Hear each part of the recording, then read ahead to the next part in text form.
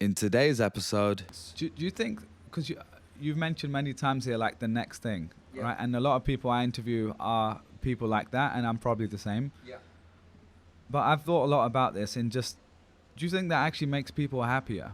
I don't think it does. So for you in particular, do you think like your DNA maybe is the type that wants to always do better, but like, can you then control that? If you think it doesn't make you happier, could you then pull back, or like, are you just so obsessed that you kind of can't deal with that? It's tough because how do you gauge happiness, right? Yeah. So for example, I just look back, and even 5 years ago, there are things that I've achieved or that were in terms of kind of clout, career success, monetary success that were inconceivable at the time. They literally were, because I just didn't know there was these levels above that I could reach. And so it was kind of, it's blessed, but like, be careful what you wish for. So people have said that to me in the past, where somebody will want to attain a certain level of success, but they don't realize that success comes with all these extra responsibilities.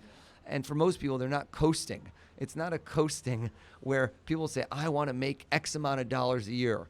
You're probably, if you start making that, going to be spending more. There's very few people that are going to live. Lifestyle creep. Exactly. Other things, lifestyle creep, other things are going to create where now you want to maintain earning that. Right now, it becomes a lot harder to fall back down once you've gotten used to something. But that can be across the board, where in terms of once you reach a certain height, do you want to maintain, in which case you're slowly dying? De facto, you have money under the couch. That's inflation. That's bringing your money down. Or do you try to strive for something else? I've tried to enjoy the moment and be in it and really appreciate it. I think I do really appreciate things that are happening when I get them and when they happen, and how lucky I am because I do what I love and get paid for it. It's really, truly lucky in this world. But I think that if you're not hungry for the next thing, you're not going to have that killer instinct. You're not going to be the person who gets all those next things. Yeah.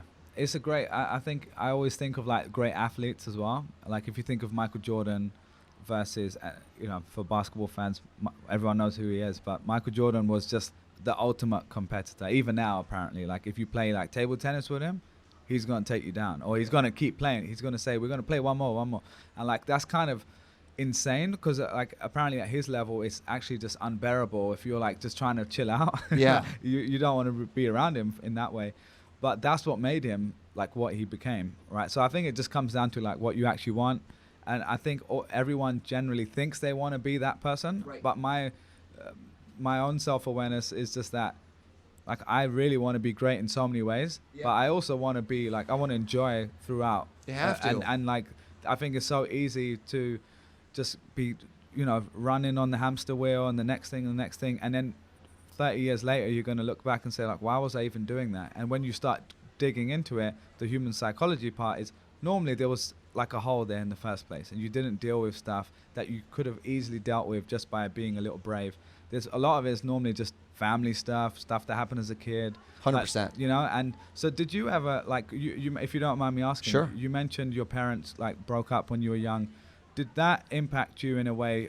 You mentioned a little bit like looking for a father figure, but is there any work you did mentally later down the road, especially for someone who knows so much about human psychology, to go and try to fix and plug some of those holes that might have been exposed as a kid? Because everyone has them, right? For sure. I mean, tons. I think that it set me up for success in a certain way where I needed to be self-sufficient. So my parents, when they got divorced, my mom moved back to Israel. That's where I was born, and that's where she was originally from. And then a few years later, my dad moved back to Israel. And so at that point, I was not supported by my parents in any way, not in terms of anything. Like literally, they both went back to do their own things, and they had their own lives. And I was, it was a situation where I, at 16 years old, was done with high school, went to college. I got to figure out where I'm going to live and how I'm going to pay these tuition bills. And so I think that was a very good sink or swim scenario where there really wasn't like a plan B. Like I had some businesses going. I actually installed and removed boat docks with the friends. I had the magic shows, and I knew no other way. So it wasn't a thing where, look at poor me. This is how I do stuff. I multitask. I gotta get stuff done, and I think that was very, very helpful for my future. Where a lot of other people that have said to me, "Oh man, so you got out, and how'd you get this and this?" I'm like, "How did I do it? I had to do it." Like when I quit my job, day one, where I'm sitting on my couch, I can't be here. Like Yeah. no one's gonna start ringing me on the phone and saying, "Hey, do you want a magic show?" Unless I start going out. So start going around, go to restaurants, find out who is doing the parties, who's doing the parties of all these rich people that I see all the time in New York City. Find those people, show them how great I am, win them over. Whether that means just in terms of them liking me, or whether that means we find some sort of mutually incentive, beneficial process.